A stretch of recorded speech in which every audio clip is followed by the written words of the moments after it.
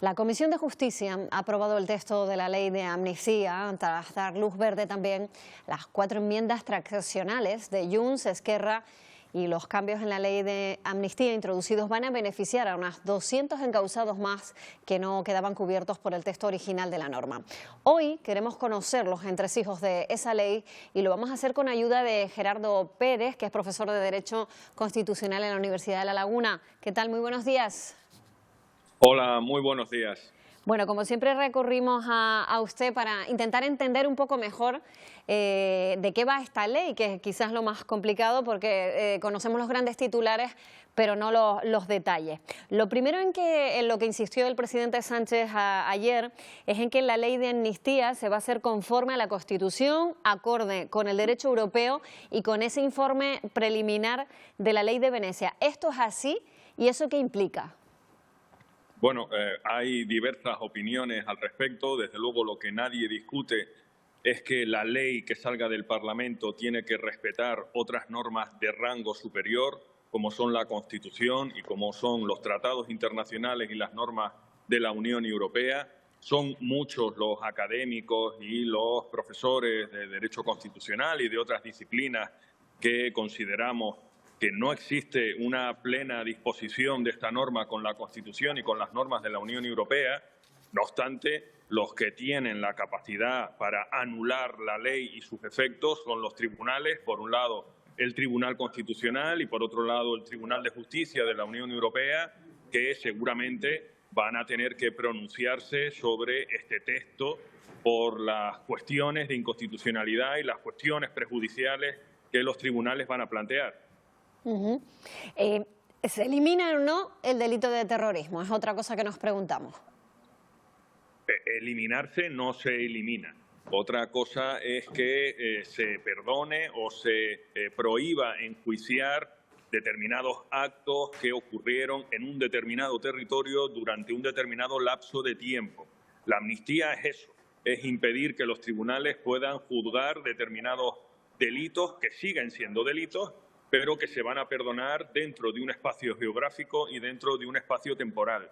Aquí de lo que se trata es si esa prohibición de que los tribunales puedan enjuiciar esos actos vulnera o va acorde con la normativa internacional, que es dudoso. La verdad es que el texto tal y como está redactado, yo creo que abre vías a que los tribunales consulten tanto al Tribunal de Justicia de la Unión Europea como al Tribunal Constitucional, que son los que al final se pronunciarán, pero no existe una plena seguridad de que se vaya a aplicar la ley en los términos que los políticos que la van a aprobar pretenden. ¿Hasta qué punto el Partido Popular podría frenar esa ley? Sabemos que cuando llegue al Senado va a poner todas las piedras en las ruedas para intentar que se frene, pero en principio en verano saldría adelante la ley. El Senado tiene una posición secundaria en el proceso legislativo. Es cierto que la ley tiene que pasar por el Senado, es cierto que el Senado puede retrasarla o incluso vetarla, pero al final la última decisión la tiene siempre el Congreso de los Diputados. Hay que entender que el Senado es una Cámara de representación territorial, pero el Congreso de los Diputados es una Cámara de representación del pueblo, que es el titular de la soberanía y que siempre en este tipo de procesos legislativos tiene la última palabra. Otra pregunta, ¿cuándo podría Puigdemont regresar a España en el caso de que decida hacerlo? Eso dependerá de cómo se planteen las cuestiones prejudiciales ante el Tribunal de Justicia de la Unión Europea y si el tribunal, al presentar esa cuestión prejudicial, suspende su decisión definitiva sobre archivar la causa contra estas personas. Si el tribunal decide presentar esa consulta al Tribunal de Justicia y suspender el procedimiento sin archivarlo, es dudoso que pueda volver. Si simplemente se archiva o se consulta después del archivo, podrá volver. Presumiblemente es posible que incluso antes de agosto. Junts habla de unos 200 encausados que se verían beneficiados, pero aquí, claro, estamos hablando de papeles muy distintos. Están desde los profesores que simplemente abrieron un colegio electoral para que fueran a votar a personas del carácter, pues por ejemplo, de Toni Comín o de Carles Puigdemont, ¿no? Sí, son muchos los delitos que se están amnistiando, no solamente es este presunto delito de terrorismo o de desórdenes públicos o de desobediencia o de malversación, en fin, se trata de un cúmulo de actuaciones que se realizaron en Cataluña durante un lapso de tiempo determinado. Insisto, no es que los delitos dejen de existir, sino simplemente que se prohíbe a los tribunales que en ese lugar y en ese periodo de tiempo no se pueda enjuiciar lo ocurrido. ¿Esta ley sienta un precedente para el futuro? ¿En qué sentido?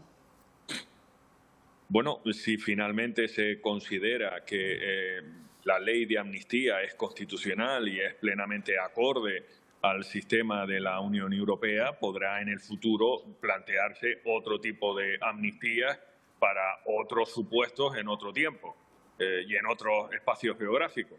Si por el contrario, al final los tribunales terminan diciendo que no es acorde a la Constitución o no es acorde al derecho internacional, se cerrará definitivamente la puerta a que esto pueda intentar repetirse en el futuro. Le voy a hacer una pregunta que no está relacionada con la ley de amnistía, pero que tiene que ver con la actualidad también, referencia al caso Koldo.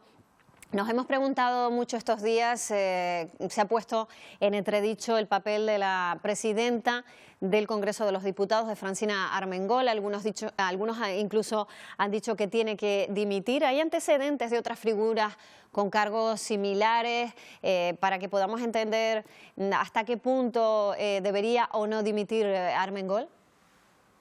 Bueno, no me consta que una figura como la de presidencia del Congreso de los Diputados se haya visto envuelto en un escándalo o en un procedimiento judicial de esta envergadura.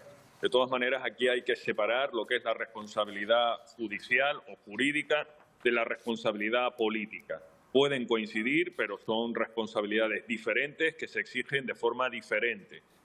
Normalmente la responsabilidad política no significa que se haya cometido un delito, a veces es un reproche moral, ético o simplemente un reproche a no ser suficientemente vigilante con el entorno de poder que se ha manejado, y en ese sentido es la dimisión que se ha pedido del anterior ministro, que se le ha pedido el escaño y que ha pasado al grupo mixto. Evidentemente se le ha pedido ese sacrificio político no porque esté encausado, no porque esté condenado, sino por esa culpa invigilando que debería haber tenido de ese entorno de poder que manejaba. Es en esos términos en los que se tiene que exigir una responsabilidad política. Es otro tipo de juicio. Gerardo Pérez, muchísimas gracias como siempre por atendernos. Muy buenos días. Buenos días, gracias.